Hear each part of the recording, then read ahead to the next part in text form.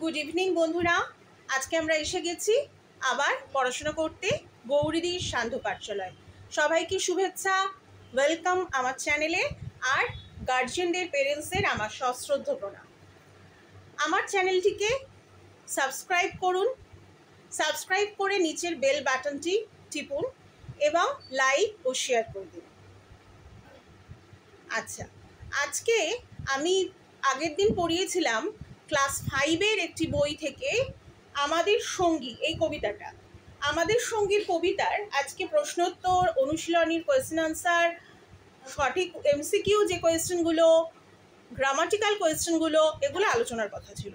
চলো সেগুলো আমরা শুরু করি। আশা করি ছোট বন্ধুরা সবাই বই খাতা নিয়ে বসে পড়েছো। আমি একটু আলোচনা করে দিই। আমি জানি তোমরা খুব ভালো ছেলে মেয়ে, তোমরা সবাই পারবে।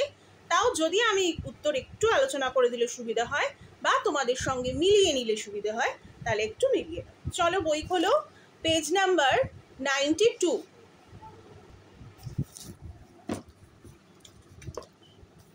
আচ্ছা, প্রথমে আছে সঠিক উত্তরটি। প্রথমে তো এই শব্দার্থগুলো আছে, এই শব্দার্থগুলো পড়ে নেবে। কালকে আমি কবিতাটা পড়াতে পড়াতে শব্দার্থ আলোচনাও করে দিয়েছি।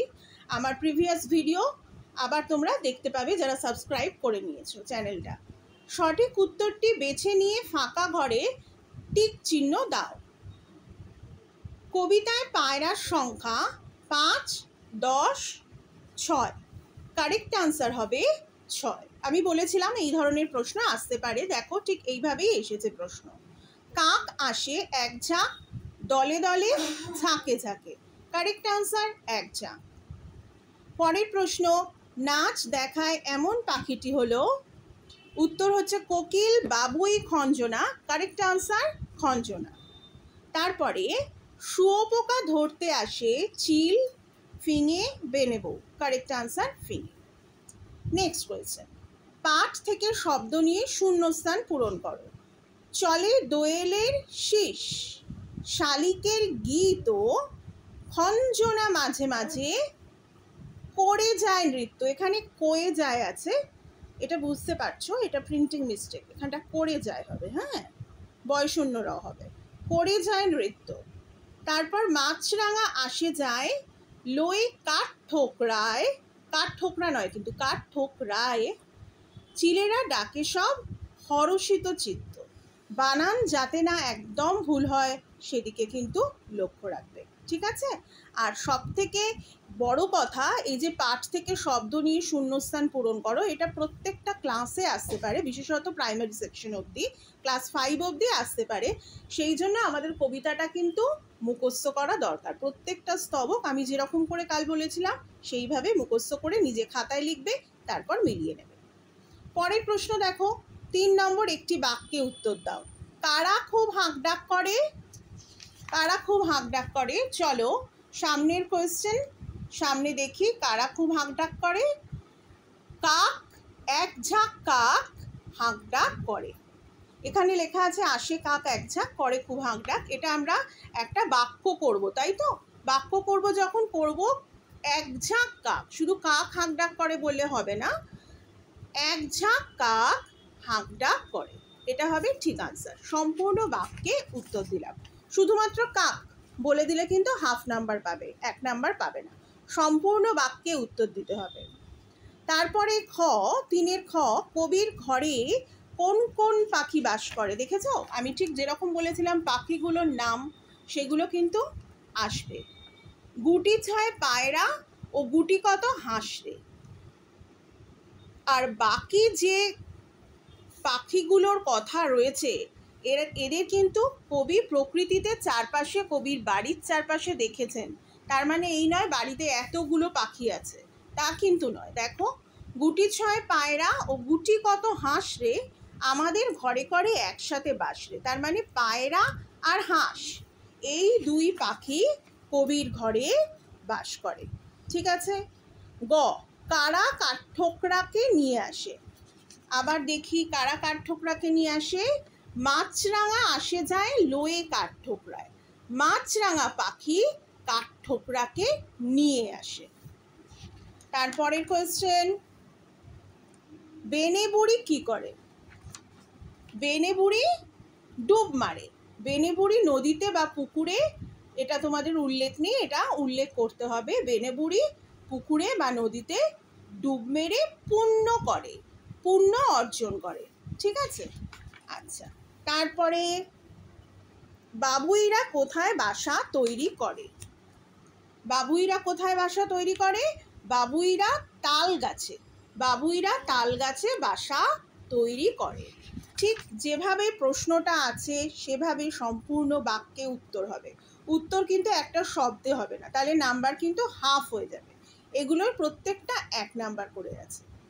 আশা করি ক্লিয়ার করতে পারলাম এগুলো। আবার অসুবিধে কোনো হলে আমাকে কমেন্টসে জানিও বা আমার নাম্বারে, ফোন নাম্বারে জানিও। আচ্ছা, সংক্ষিপ্ত উত্তর দাও। শুনবি তো যাস রে। দেখো কোড আনকোড আছে, কোটেশনের মধ্যে আছে কবি কি শুনতে কোথায় যেতে বলেছেন। তোমরা যদি একটু বড় হতে তাহলে আমি তোমাদের যে পরামর্শ যেভাবে লেখার জন্য, সেটা হচ্ছে যেটা আমি আমার স্কুলের ছাত্রছাত্রীদের দিয়ে থাকি, সেটা হচ্ছে উদ্ধৃতাংশ তুলে প্রশ্ন উত্তর হলেই কিন্তু কবি, আলোচ্য অংশটি কবি বা লেখক তার নাম উল্লেখ করে তার গদ্য এই বা তার পদ্য এই, এটার থেকে নেওয়া হয়েছে। যেমন এটার ক্ষেত্রে বলা হবে আলোচ্য অংশটি কবি কুমুদরঞ্জন মল্লিকের লেখা আমাদের সঙ্গী, এই পদ্যটি থেকে বা এই ছড়াটি থেকে নেওয়া হয়েছে। এইটা যদি প্রথম অংশে লেখা যায় তাহলে নাম্বার কিন্তু খুব বাড়ে। কিন্তু তোমরা যেহেতু খুব ছোট মানুষ, ক্লাস 5-এর এটা পাঠ্য, তাই তোমাদের এত কিছু বলার দরকার নেই। তোমরা শুনবি তো যাস রে, কবি কি শুনতে কোথায় যেতে বলেছেন, এই যে কবি, কবির নামটা যদি একটু উল্লেখ করো, কবি কুমুদরঞ্জন মল্লিক, তাহলে একটু নাম্বারটা সেক্ষেত্রে বাড়ে। ঠিক আছে? যদি এরকম ইনফরমেশনগুলো ছোট ছোট দিতে থাকো তাহলে খাতা কিন্তু একটু ভ্যারি করে, বুঝতে পেরেছো, মার্কসের ক্ষেত্রে। তখন দিদিমণি বা মাস্টারমশাইয়ের মনের মধ্যে যে মানে যিনি পরীক্ষক খাতা দেখছেন, যে বাহ মেয়েটির পড়াশোনাটা পুরো কমপ্লিট হয়েছে বা ছেলেটির পড়াশোনাটা কমপ্লিট হয়েছে, সেখানে হয়তো 2 বা 3 আছে, তার বেশি তোমাকে দিতে পারলেন না, কিন্তু ওনার মাথায় কিন্তু এটা থেকে যায় যে এই মেয়েটি বা ছেলেটি পড়াশুনো করে পরীক্ষা দিচ্ছে বা জানে অনেক কিছু, তাই আমি কিন্তু একে নাম্বার দেবো, মানে ইমপ্রেশন গ্রো করে, বুঝতে পেরেছো? তাই জন্য তোমরা যদি কোটেশন আলোচ্য অংশটি এইভাবে নাও লিখতে পারো বা ছেড়েই দাও, এভাবে লেখার দরকার নেই, একটু টাফ হয়ে যাবে, বিশেষত যাদের সেকেন্ড ল্যাঙ্গুয়েজ ইংলিশ, যাদের সেকেন্ড ল্যাঙ্গুয়েজ বাংলা, তাদের ক্ষেত্রে। তাদের বলছি যে কবি কুমুদরঞ্জন মল্লিক শুনবি তো যাস রে, মানে কোথায় শুনতে যেতে বলছেন? কোকিলের কনসার্ট, কোকিলের কনসার্ট শুনতে যেতে বলছেন। কোথায় যেতে বলছেন? কবির বাড়ির কাছে। কোকিলের কনসার্ট শুনতে কবি কুমুদরঞ্জন মল্লিক যেতে বলছেন। পরের প্রশ্ন, বেনেবুড়ি আর ফিঙে কি করে? বেনেবুড়ি পাখি আমরা পড়লাম, বেনেবুড়ি নদীতে বা পুকুরে ডুব মারে, ডুব মেরে খুব পুণ্য অর্জন করে। হ্যাঁ, আর বেনেবুড়ি আর একজন পাখি হচ্ছে ফিঙে। ফিঙে কি করে? ফিঙে হচ্ছে বেছে বেছে ফিঙে শুঁয়োপোকা ধরতে আসে, সব পোকার থেকে বেছে বেছে শুঁয়োপোকা ধরতে আসে। এর আগের দিন আমি বলে দিয়েছিলাম কিন্তু যে প্রত্যেকটা লাইন থেকে কোন পাখি কি কাজ করে এই ধরনের কিন্তু প্রশ্ন আসতে পারে। দেখো মিলিয়ে নাও, ঠিক সেইভাবেই দিচ্ছে। তারপর হচ্ছে পুণ্যটা করে খুব, কথাটির অর্থ কি? কথাটির অর্থ হচ্ছে আগের দিন পড়ানোর সময় বুঝিয়ে দিয়েছি যে মানুষরা মানে মানুষজন বা আমাদের ঠাকুমা, দিদিমা, মাসিমা, এনারা যে বয়স্ক মানুষজন বা আমরা মানুষরা যে গঙ্গা স্নান করে পুণ্য অর্জন করি, পবিত্র হয়েছি বলে মনে করি, বেনেবুড়ি খালি ডুব মারছে পুকুরে বা নদীতে, কবির মনে হয়েছে সে যেন পুণ্য করছে, খুব পুণ্য করছে। ঠিক আছে? এইটা হচ্ছে পুণ্য করার, এটা হচ্ছে পুণ্যটা করে খুব কথাটির অর্থ। পরেরটা দেখো, কোকিলের ডাককে কনসার্ট বলা হয়েছে কেন? কনসার্ট মানে কি? কোনো বড় জায়গায় যারা, আমি আগের দিনই বলেছি, যারা গান বা নাচ শেখো তারা কিন্তু এই কনসার্ট শব্দটার সাথে পরিচিত। হ্যাঁ, যে সাংস্কৃতিক অনুষ্ঠানগুলো হয় বড় করে, সেটাকেই কনসার্ট বলা হয়। কোনো শিল্পী করছেন তার কনসার্ট। কোকিলের ডাক, কোকিলের ডাক এত সুমধুর, কোকিল হচ্ছে পাখিদের মধ্যে সব থেকে সুরেলা, সব থেকে মিষ্টি গলার স্বর যার, সেই পাখি। সেই আমাদের যারা খুব সুন্দর গান করেন যেসব শিল্পীরা, তাদের বলা হয় কোকিল কণ্ঠী। বিশেষ করে লতা মঙ্গেশকরকে কোকিল কণ্ঠী বলতাম আমরা, তাই তো? তাহলে কোকিলের ডাক হচ্ছে সব থেকে সুরেলা, সব থেকে কানে মধু ঢালে মিষ্টি, তাই কোকিলের ডাককে কনসার্ট বলা হয়েছে। কোকিলের ডাক কোনো শিল্পীর থেকে কোনো অংশে কম নয় তার মধুরতা, তাই কোকিলের ডাককে কনসার্ট বলা হয়েছে। আমি যে আলোচনা করে দিলাম এটাই লিখতে হবে এমন কোনো মানে নেই, নিজে বুঝে নিয়ে নিজের ভাষায় লিখলে সবচেয়ে ভালো সেটা। পরের প্রশ্ন, টুনটুনি আর বাবুইরা কি করে? টুনটুনি পাখি কি করে? টুনটুনিরা দল বেঁধে আসে এখানে বেড়াতে। চড়তে এই কথাটা লেখার সময় লিখবে না, দল বেঁধে টুনটুনি পাখি আসে এখানে বেড়াতে। আর কি করে? বাবুই পাখি, বাবুই পাখি তো জানো, বাবুই পাখি বাসা তৈরি করতে, বাবুই পাখিরা আসে তাল গাছে বাসা তৈরি করতে। ঠিক আছে? আচ্ছা, এরপর রচনাধর্মী প্রশ্ন আছে, আমরা মোটামুটি আলোচনা করে দিয়েছি। আমাদের সঙ্গী কবিতায় কোন কোন পাখির কথা বলা হয়েছে বলবে, কোন কোন পাখির কথা, তাদের আচরণ ও কার্যকলাপ উল্লেখ করো। প্রত্যেকটা পাখির আচরণ কার্যকলাপ দেখে দেখে লিখতে হবে। কবি কাদের সঙ্গী বলেছেন? আমাদের সঙ্গী বলেছেন পাখিদের। কেন বলেছেন? এরা সবসময় আমাদের বাড়ির আনাচে কানাচে চারপাশে আমাদের কেন্দ্র করেই মানুষের সাথেই থাকে, মানুষের সাথেই বিচরণ করে। হ্যাঁ, সেই জন্য নিত্যদিনের সঙ্গী হচ্ছে আমাদের পাখিরা, তাই পাখিদেরই কবি আমাদের সঙ্গী বলেছেন। আচ্ছা, কবিতায় যেসব পাখির কথা আছে সেগুলি ছাড়া তুমি আরও 5টি পাখির নাম লিখবে, তোমার জানা আরও 5টি পাখির নাম এবং তাদের আচরণ। এই ধরনের কোয়েশ্চেন খুব একটা আসে বলে মনে হয় না, একটু বড় হলে আসবে। হ্যাঁ, তবু 5টা পাখির নাম অন্তত জেনে রাখবে, কবিতার ছাড়া কিন্তু সেগুলো মাথায় রাখবে। আচ্ছা, আমি একটু হিন্টস দিয়ে দিই, তোমরা চিড়িয়াখানায় গেলে অনেক রকম পাখি দেখতে পাও, ঠিক আছে? সেই ধরনের পাখির নামও তোমরা কিন্তু লিখতে পারো। এরপর দেখো ঘ, বেনে বুড়ি মারে ডুব, কোথায় ডুব মারে, কেন ডুব মারে? একই প্রশ্ন, এখান থেকে পূর্ণটা করে খুব কথাটির অর্থ কি যেটা আলোচনা করে দিলাম সেটা। কোথায় ডুব মারে? এখানে পুকুরে বা নদীতে বেনে বুড়ি ডুব মারে। কেন ডুব মারে? ডুব মারে হচ্ছে বেনে বুড়ি পাখি যেটা, যার কথা বলা হয়েছে, সে এরকম টুপুস করে ডুব মারে, এটাই তার বৈশিষ্ট্য। কিন্তু এখানে তো সেটা লেখা যাবে না, ব্যাকরণ, এটা হচ্ছে বাংলা ভাষা, এটা তো আর সায়েন্স নয়, তাই এখানে লিখতে হবে যে কবির মনে হয়েছে পুণ্য বা পবিত্রতা অর্জন করার জন্য বা রক্ষা করার জন্য বেনে বুড়ি ডুব মারে। সবসময় বলছি নিজের ভাষায় গুছিয়ে লিখবে, তাতে কিন্তু লেখা সব থেকে ভালো হবে। আমি বুঝিয়ে দিচ্ছি, এবার নিজেরা নিজেদের মতো করে লিখবে। এরপর দেখো নিচের শব্দগুলির অর্থ লেখো। গুটি কত, গুটি কত মানে কিছু পরিমাণ। আচ্ছা, আমি এখানে একটা হোয়াইট বোর্ড নিয়েছি, তোমরা দেখতে পাচ্ছ হোয়াইট বোর্ডটা। হোয়াইট বোর্ডে আমি একটু লিখে দিচ্ছি নিচের শব্দগুলোর অর্থ।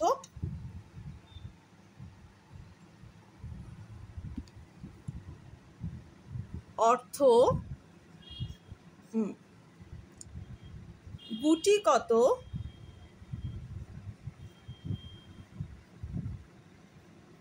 গুটি কত মানে কি? গুটি কত মানে কিছু পরিমাণে, হ্যাঁ, কিছু পরিমাণ।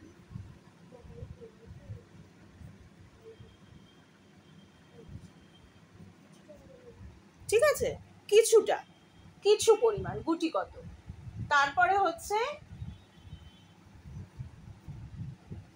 হরষিত, আগের দিন বলে দিয়েছিলাম আলোচনার সময়, হরষিত, হরষিত মানে হচ্ছে আনন্দিত।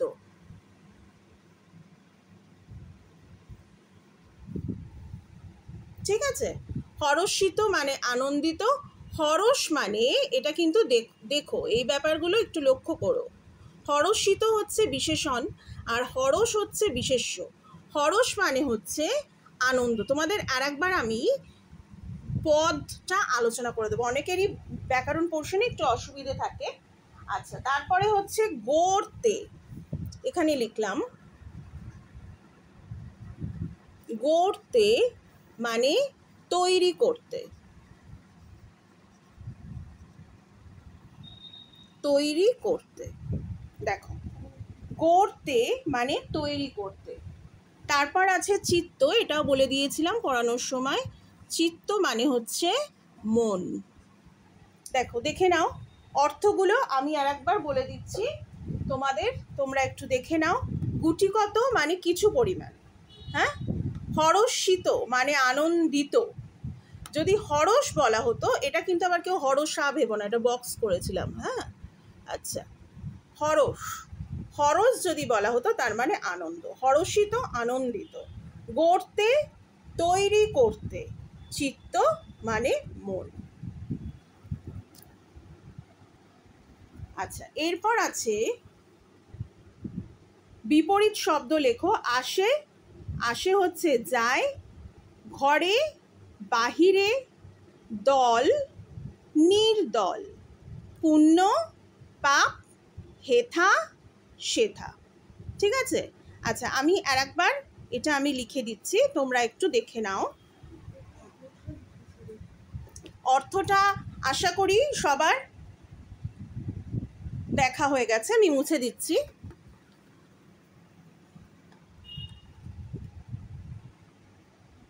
আচ্ছা,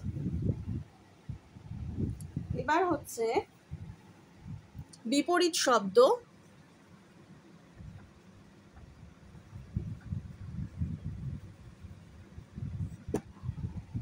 বিপরীত শব্দ আসে, যায়। ঠিক আছে? তারপরে হচ্ছে ঘরে,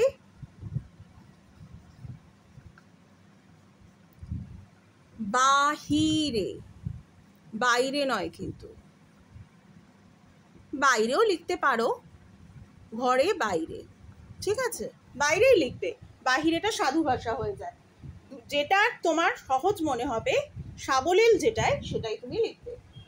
আচ্ছা, তারপরে হচ্ছে দল, নির্দল। ঠিক আছে? তারপরে হচ্ছে পুণ্য,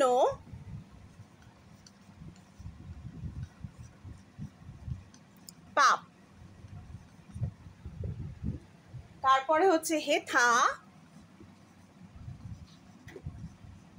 সেথা। দেখো, আর একবার দেখে নাও। বিপরীত শব্দগুলো আমি লিখেছি। আসে, যায়, ঘরে, বাহিরে বা বাইরে, দুটোর মধ্যে একটা লিখবে, দুটোই লিখতে হবে না। দল, নির্দল, পুণ্য, পাপ, হেথা, সেথা। এইটা হলো আমাদের বিপরীত শব্দ। আশা করি সবাই বুঝতে পারছো। এইবার যেটা হচ্ছে সেটা হলো নিচের শব্দগুলো দিয়ে বাক্য রচনা করো। বাক্য রচনা বন্ধুরা তোমরা নিজেদের ভাষায় সুন্দর করে লিখবে।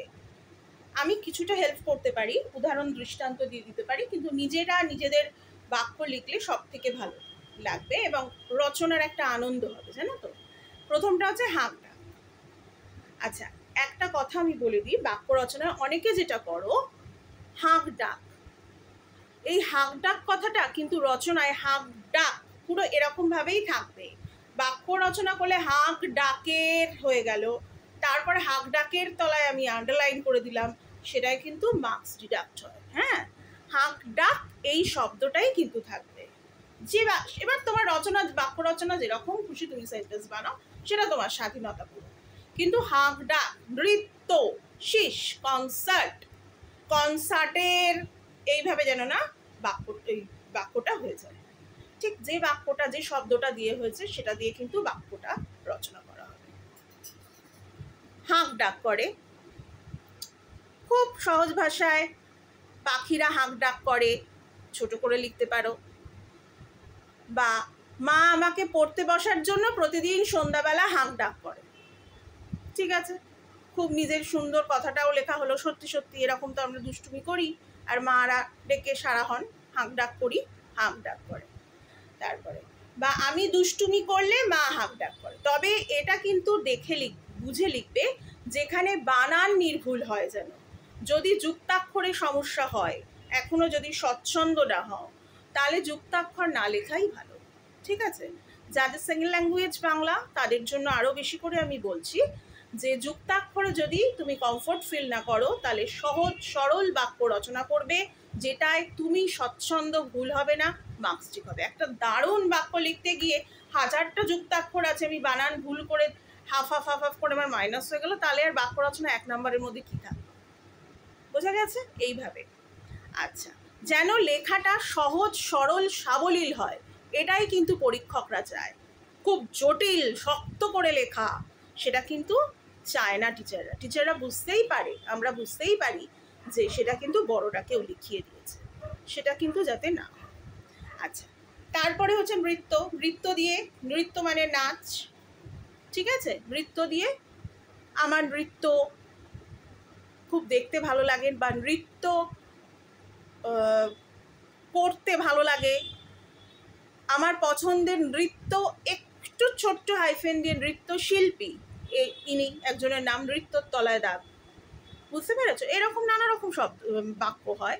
শীষ, পাখিরা শীষ দেয়, পথিক শীষ দিতে দিতে রাস্তা দিয়ে চলে গেল, কত রকমের বাক্য হয়, এরকম অনেক কিছু হয়। কনসার্ট, হ্যাঁ, আমাদের প্রত্যেক বছর স্কুলে কনসার্ট, গানের কনসার্ট আয়োজন করা হয়, বা নাচের কনসার্টে আমি নাম দিই কনসার্ট, কথাটা লিখবে ছোট হাইফেন দিয়ে এ, হ্যাঁ, কনসার্টে নয়, কনসার্ট এ।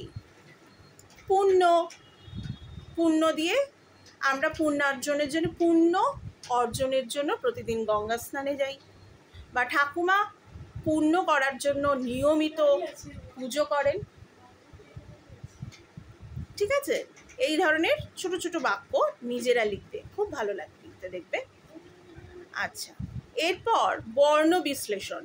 এখন যেহেতু ক্লাস 5, তাই আমার মনে হয় না এক্ষুনি তোমাদের বর্ণ বিশ্লেষণটা শেখাবে, তাই এখন মাথায় খুব চাপ পড়ে যাবে একসাথে যদি বর্ণ বিশ্লেষণ বুঝিয়ে দিই। বর্ণ বিশ্লেষণের জন্য পুরো আলাদা ক্লাস করতে হবে, এবং সেটা আমি বোর্ডে বুঝিয়ে দেবো, পুরোপুরি বোর্ডে বর্ণ বিশ্লেষণ করে বুঝিয়ে দেবো।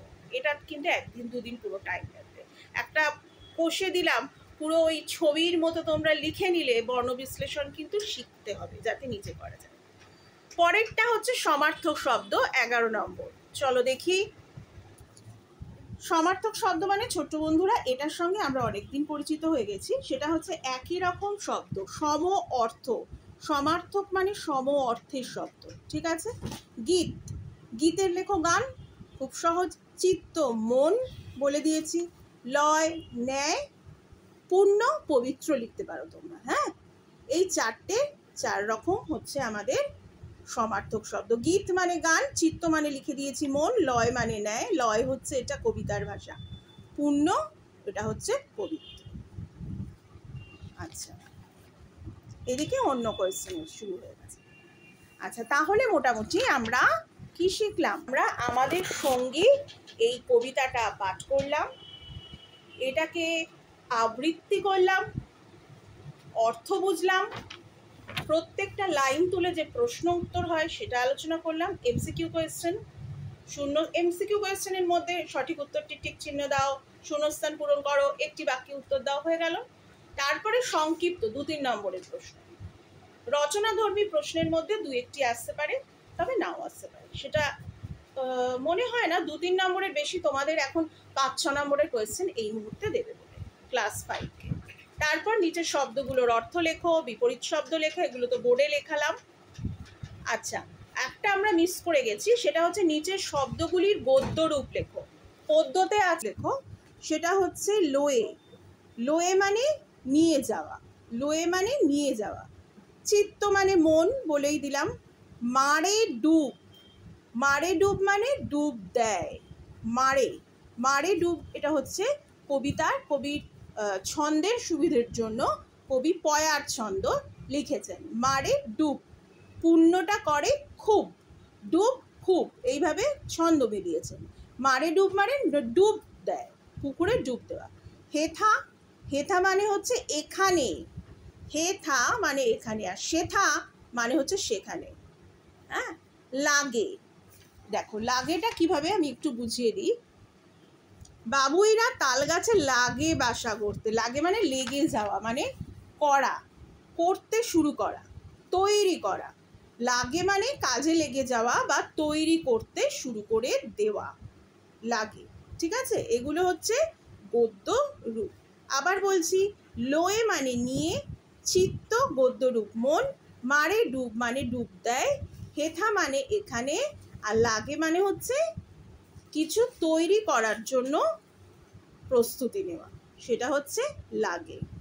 কাজ করতে লাগলাম, ঠিক সেরকম লাগে। হ্যাঁ, মানে শুরু করা। তারপরে আমরা গদ্যরূপ হলো, বাক্য রচনা হলো, বর্ণ বিশ্লেষণ আমি অফ করে দিয়েছি, এটা পুরোপুরি শেখাতে হবে, তারপরে বর্ণ বিশ্লেষণ হবে, সমার্থক শব্দও বলে দিলাম। তাহলে বন্ধুরা,